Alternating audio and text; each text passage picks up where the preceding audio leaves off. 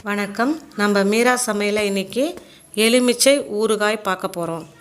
இதுக்கு தேவையான பொருள்கள் 10 எலுமிச்சங்காய ஜூஸ் பிழிஞ்ச தோல் மட்டும், பெருங்காயத்தூள் கொஞ்சம், 1 ஸ்பூன் வெந்தயம், 1 ஸ்பூன் கடுகு, தாளிக்க தேவையான எண்ணெய், 2 ஸ்பூன் உப்பு, 2 ஸ்பூன் தனி மிளகாத்தூள். ஒரு குக்கரில் அந்த எலுமிச்சம்பழ தோலை போட்டு கொஞ்சம் தண்ணி ஊற்றி மூடி வச்சுடுங்க. நம்ம இப்போ வெயில் நாளில் ஜூஸ் போடும் பொழுது ஒரு எலுமிச்சம்பழம் போடுவோம், அந்த தோலை தூக்கி போட்டுருவோம். ஆனால் அந்த மாதிரி தூக்கி போடாமல் அந்த தோலை எடுத்து வச்சுருந்திங்கன்னா ஒரு 4-5 நாள் பிறகு ஒரு 10 எலுமிச்சம்பழ தோல் இருக்கும், அது எடுத்து இந்த மாதிரி ஊறுகாய் போட்டுக்கலாம். 2 விசில் வந்த உடனே தோல் நல்லா வெந்துட்டு இருக்கும். அந்த தோலை 2 கிழித்து ஒரு கப்பில் போட்டுக்கோங்க. அந்த தனி மிளகாத்தூள் போட்டுக்கோங்க. உப்பு போட்டுக்கோங்க. நல்லா கலந்து விடுங்க. எல்லா இடமும் அந்த மிளகாத்தூளும் உப்பும் பரவுற மாதிரி கலந்து விடுங்க.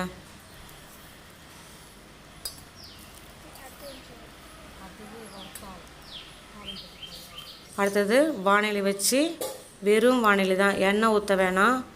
அந்த வெந்தயத்தை போட்டு நல்லா வறுத்துக்கோங்க. கொஞ்சம் சிகப்பாக வறுத்துக்கணும், அப்போ தான் வாசனையாக இருக்கும். அதுக்கு அடுத்தது கடுகு போட்டுக்கோங்க.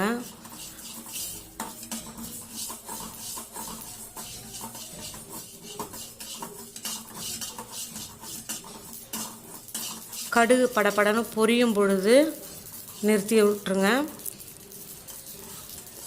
இதை மிக்சியில் போட்டு நல்லா பொடி பண்ணி வச்சுக்கோங்க. தண்ணி ஊற்றாமல் பொடி மட்டும் பண்ணி வச்சுக்கோங்க. இது வாசனைக்கு போடுறது நல்லாயிருக்கும், அப்போ தான் ஊறுகாய். அடுத்தது வாணலி வச்சு ஒரு 5-6 ஸ்பூன் எண்ணெய் ஊற்றிக்கோங்க. அப்போ தான் கெடாமல் இருக்கும் ஊறுகாய். ஊறுகாய்னாலே எண்ணெய் இருக்கும். எண்ணெய் காஞ்ச உடனே கடுகு போடுங்க. கடுகு பொரிஞ்ச உடனே பெருங்காயத்தூள் போட்டுக்கோங்க. இது ஆறட்டும், சுட சுட அந்த ஊறுகாயில் போடக்கூடாது. இந்த எண்ணெய் ஆறின உடனே அந்த ஊறுகாயில் இந்த போட்டுக்கோங்க.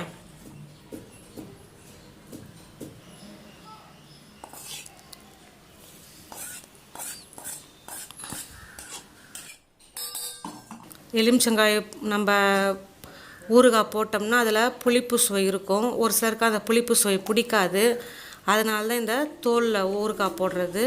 இது எல்லாருக்குமே பிடிக்கும், கண்டிப்பாக நல்லாயிருக்கும். அந்த வெந்தய பொடியை போட்டுக்கோங்க. நல்லா கலந்து விட்டுக்கோங்க.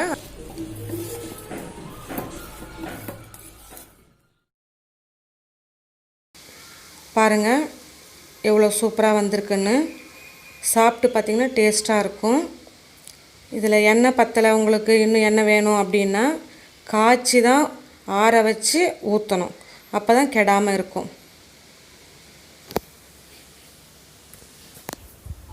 நம்ம ஊறுகாய் ரெடி ஆயிடுச்சு. இந்த வீடியோ உங்களுக்கு பிடிச்சிருந்ததுன்னா லைக் பண்ணுங்கள், ஷேர் பண்ணுங்கள். மறக்காமல் மீரா சமையலுக்கு சப்ஸ்கிரைப் பண்ணுங்கள்.